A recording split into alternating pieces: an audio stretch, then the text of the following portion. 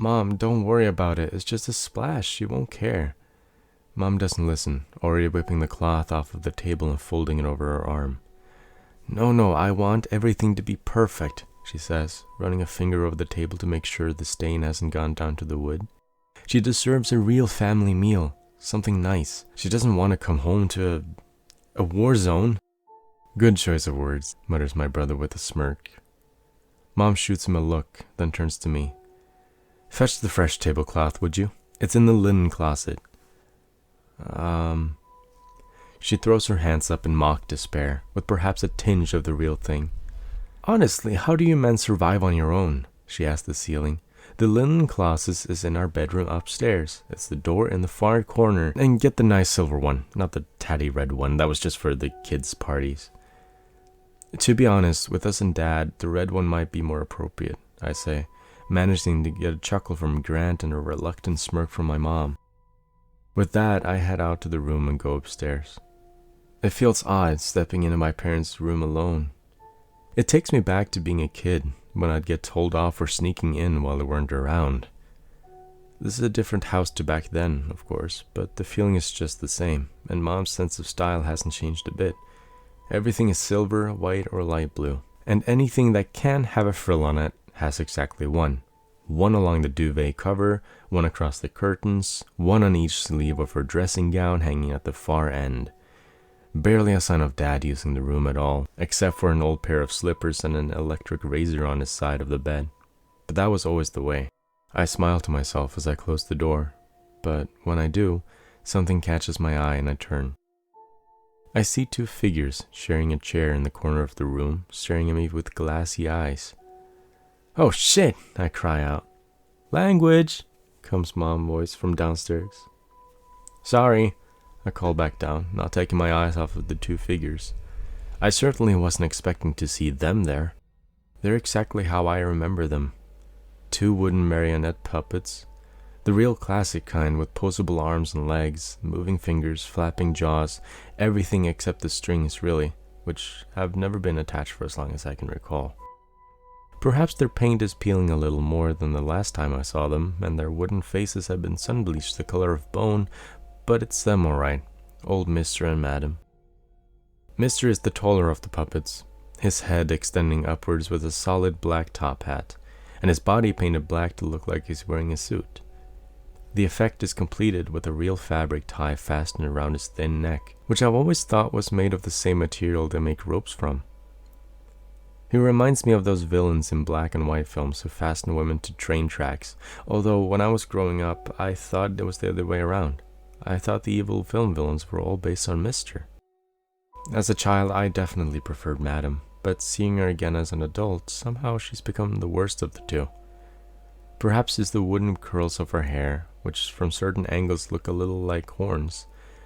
More likely it's down to the way her colors have aged.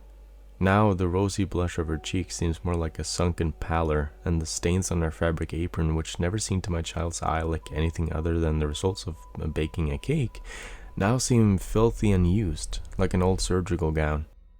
Both of the puppets are about 3 feet tall, with wide eyes and rows of teeth that were probably intended to be a grin, but have always seemed to me more like a sneer. Between them, they take up the entire chair, and they're looking right at me. "Grant," I shout, "you've got to come and see this." "I'm busy," my brother replies. "I'm serious, get up here."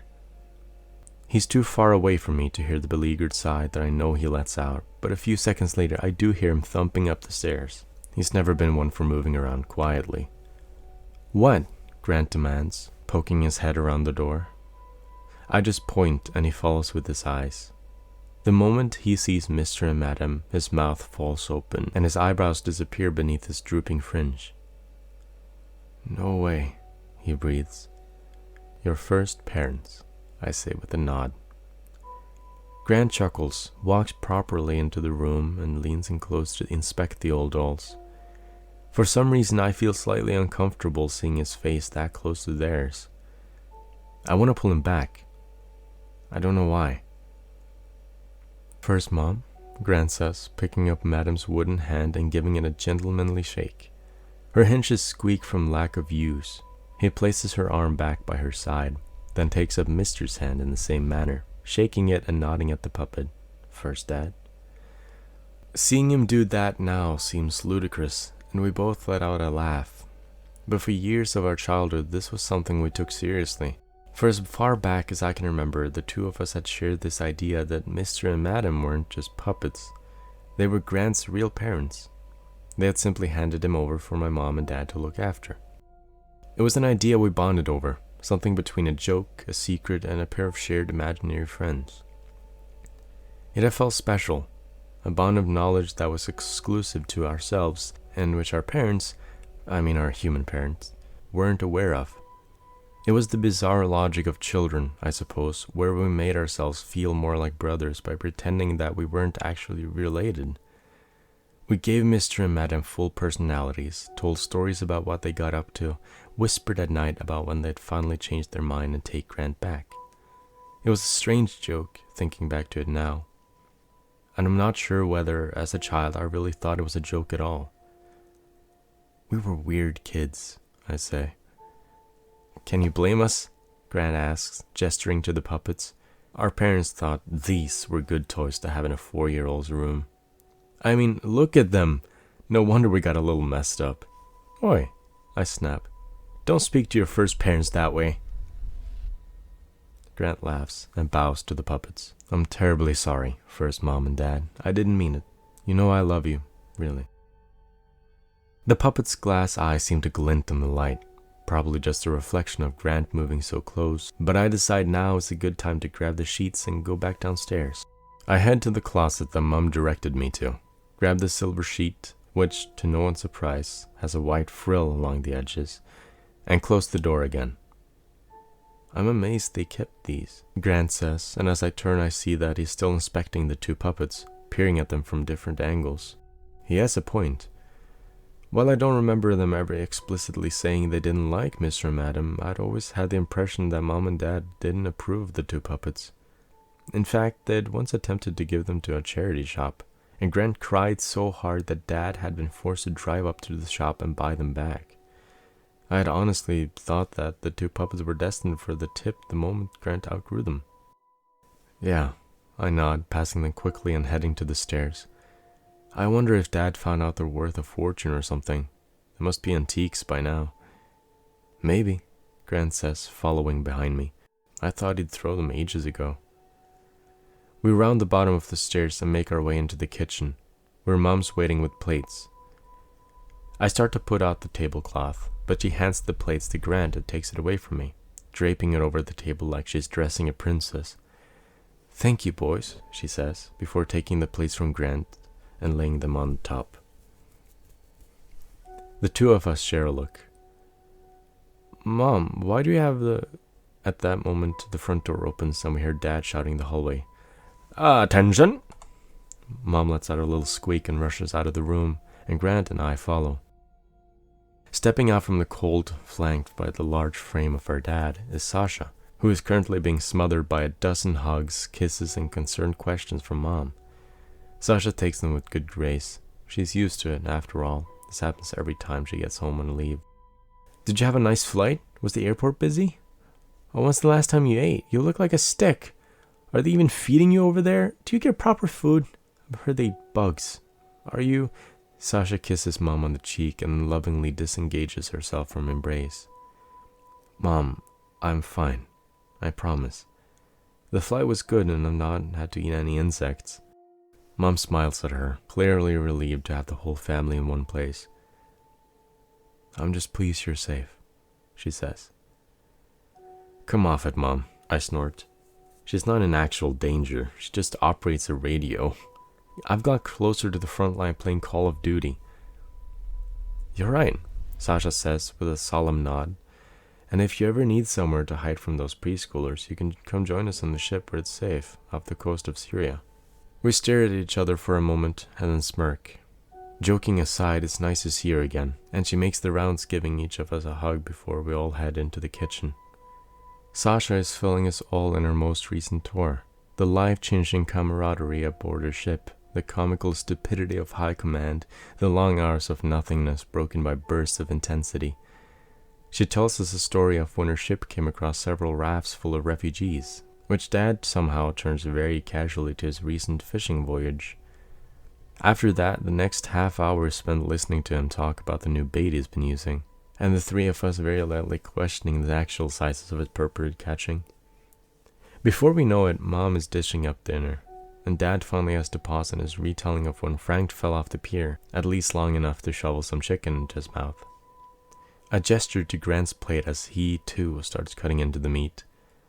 "Don't forget your greens," I say. "You're a growing toy." He laughs and Dad frowns at us with a mouthful of food. "It's a joke we had," Grant explains. "About Mr. and Madam." "What?" Dad manages, flicking bits of chicken back onto his plate and getting a disapproving look from my mom. "The puppets," I say, gesturing upstairs.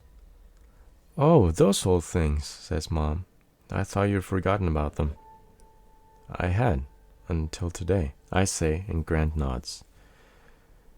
"But we always had this idea, sort of like a game where Grant was the puppet's kid, and you two had adopted him before you had me. Then, at some point, he was going to turn back into a proper puppet and then all go off together. I guess it's like a reverse Pinocchio." Mom focuses on cutting her carrots very neatly. "It doesn't sound like a particularly entertaining game to me," she says, evidently unimpressed. No, it was creative," Grant says. "We made up all sorts of things about them. We did voices for them." "Really creaky ones," I add. "Kind of grating, like scraping two bits of wood together." "We decided where we were going to live when I finally turned back into a puppet and they took me away. A little schoolhouse in the forest. What they liked and what they didn't like? They loved Grant. Well, obviously, he was their kid. But they were obsessed with him growing, always asking how tall he was now, and they wanted to see his old baby teeth when they fell out and things. And they didn't like animals," Sasha joins in. "I think that was why none of us ever asked to have pets. We thought Mr. and Madam might, I don't know, do something bad to them." "Huh? I'd forgotten about that," says Grant. "Probably because it was so ingrained in you." I smirk, then nudge Grant several times. "Get it? Ingrained? Wood?" "I don't know why you're getting in on it for, Sasha." Mom butts in. "We moved house before we had you. You wouldn't have even seen those dolls." The three of us share a look. "No, I definitely remember them," says Sasha.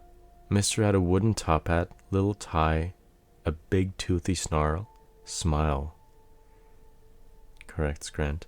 "Fine, whatever. Big teeth is what I mean." Sasha continues, "And Madam had her apron and the pointy hair. Must have been around. I can picture them now."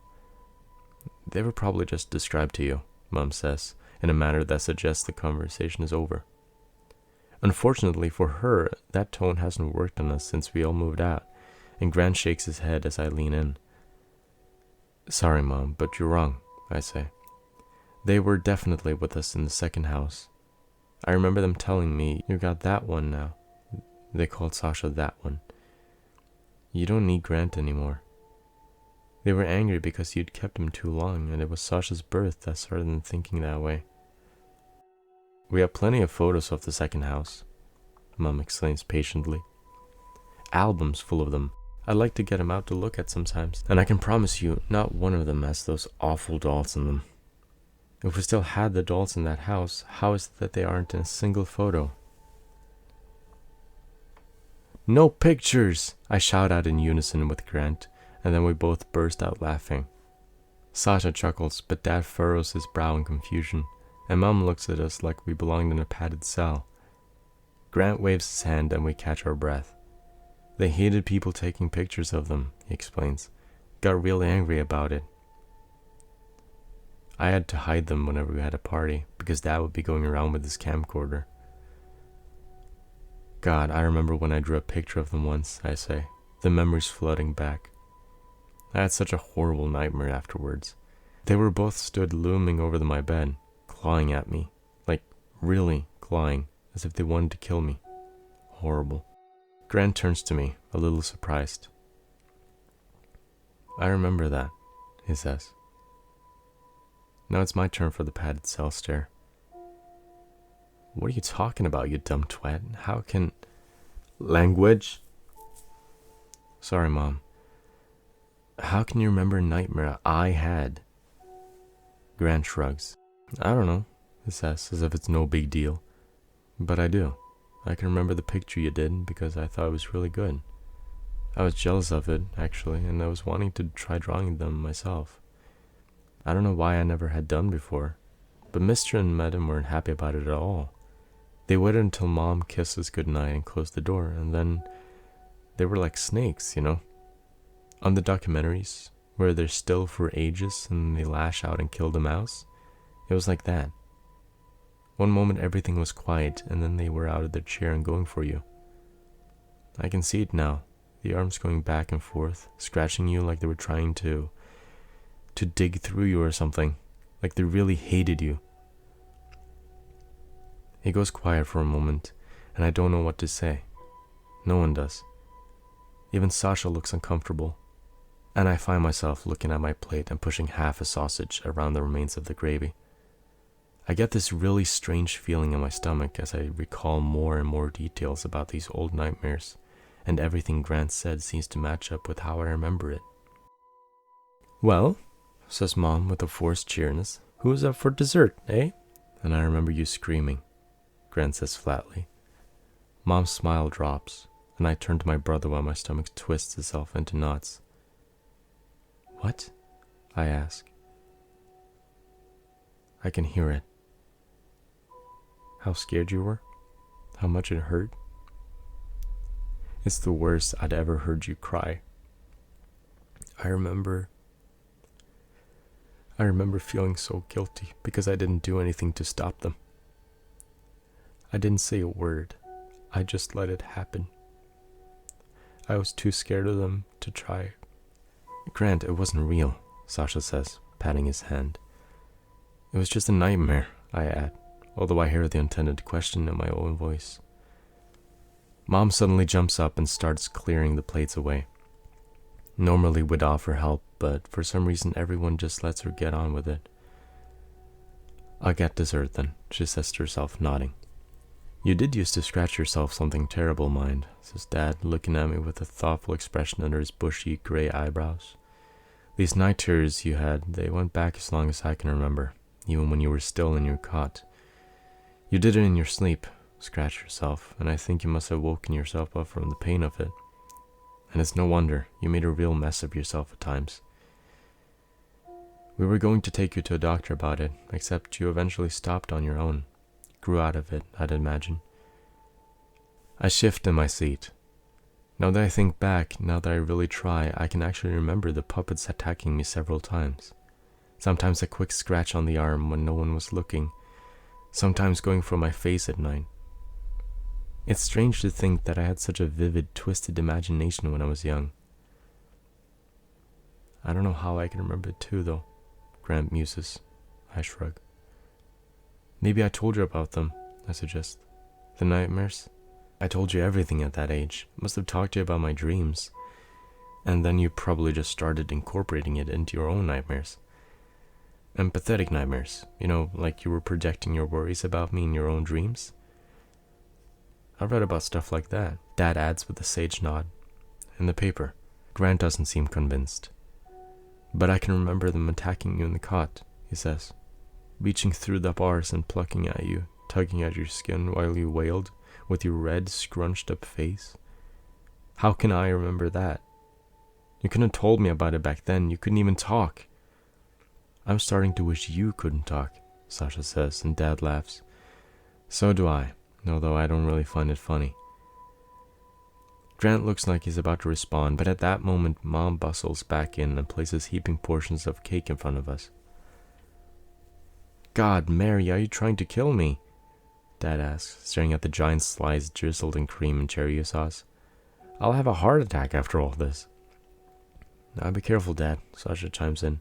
She's going to bump you off and marry our puppet, Dad. Oh, hush about that now, Mom says, setting down the last of the plates. It's getting silly. Duly reprimanded, we drop the subject of the puppets and quietly start eating our cake. We break the silence by telling Mom how great it tastes. Like always, it really does. and then Dad go back to telling us about his fishing trips.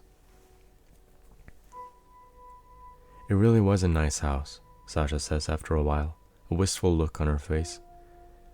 The first one, or my first one. I think that's the kind of house I'd like to live in when I got my own kids. Come along to the preschool, I say. There's plenty we wouldn't miss. And it had a lovely garden, Mom adds, ignoring me. With that wooden terrace overlooking the pond. Oh, I have to get the photo albums. We can all look through them. Before any of us can respond, she's out of her seat and bustling up the stairs. Well, Grant says, I guess we're looking at the photo album then. I'll get more wine, Dad grumbles, heading to the kitchen. We hear a cork pop, and then several glasses being filled with very generous helpings. The look we share makes it very clear we're all familiar where this is going. So which is happening first? I ask Grant and Sasha. Is Mom going to well up about how we were all beautiful babies, or is Dad going to complain about how they don't make good wine in this country? Definitely a fiver on Dad, says Grant. Sasha? I ask. She looks over as if she's only just seen me. Sorry, she says. I was miles away there. It's just, I was definitely there at the same time as those puppets, wasn't I? I can remember playing with them, but also being frightened of them. And of that grating voice they had, or as opposed to the voice you two had. Thank Grant for that one, I say, smirking. Can you still do it now? Grant looks nonplussed. I don't remember ever doing the voice, he says. I thought you were the one who did it. I frown. I distinctly remember the voice that Mr. and Madam had, how old and unsettling they sounded. Surely I would have been too young to manage a voice like that. I open my mouth to respond. This bloody country, announces Dad, setting out large glasses brimming with wine. I tell you, we can't make wine. We can't make cars. It's no wonder we're a laughingstock abroad. I see Sasha considering responding, but instead she takes a deep drink from her glass.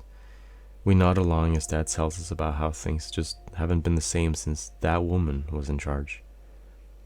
The three of us pretend to know enough about Thatcher to have an opinion, and engage in what we have now honed to a skill of arts, murmuring in approval of derision at the appropriate points in Dad's monologues. Not that I have anything against women in charge, of course, he assures us. There's plenty that'd be better than men we've got now, no doubt about it. Take your mom, he said, wagging a knowing finger at Grant. Which one? I ask before I can stop myself. Dad furrows his brows at me. What do you mean, which one? He asks. He was talking about the puppets again, Sasha says. Just ignore him. Oh, those bloody puppets, he grumbles, taking a drink and turning his wagging finger on me.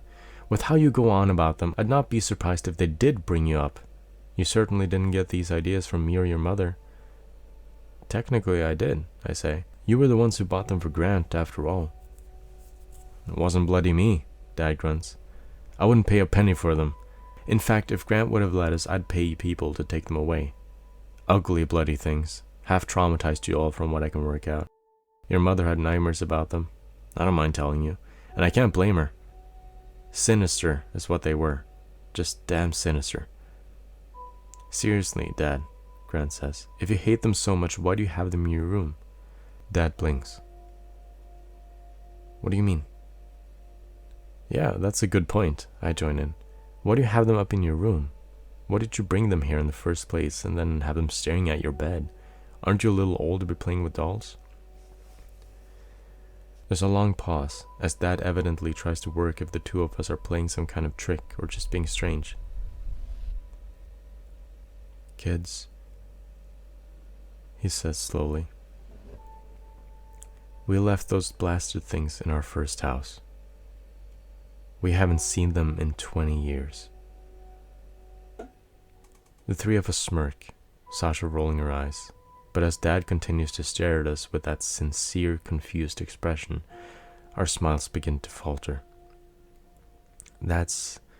Grant starts. Dad, I saw... As one, we all turn to the stairs, peering up to the dark room above, which has been silent for a very long time. Mom, I call out.